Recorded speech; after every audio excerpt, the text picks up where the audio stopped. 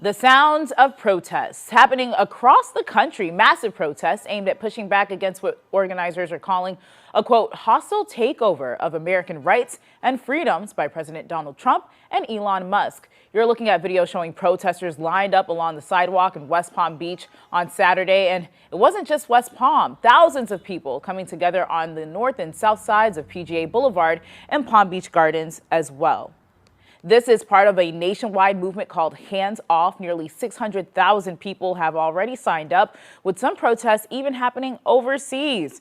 The group behind the movement, a coalition led by Indivisible, says they're demanding an end to what they call billionaire corruption, as well as cuts to programs like Social Security and Medicaid. People across South Florida and the country are making their voices heard after President Donald Trump's latest tariffs went into effect that places a 10% tax on all imported goods.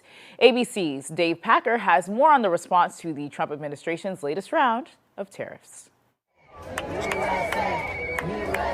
Demonstrations coast to coast, from D.C. to Boston to Texas and California, protesting President Trump's policies and billionaire Elon Musk, hours after 10% tariffs covering most goods entering the U.S. took effect. This was the scene in Charlotte, North Carolina. Education, huge. Social Security, Medicaid, Medicare, veterans' rights, everything. LGBTQ all community. the yes. Everybody's threatened, and this is not the America I love. What happened to our ideals and the balance of power, the three checks and balances? ABC's Christiane Cordero was at the National Mall in Washington, D.C. Hands off are the two words that's bringing everyone out here, and that's serving as a springboard for any of the many issues they care about. Throughout the day today, we have seen signs that say hands off our schools, hands off our bodies, hands off our Social Security.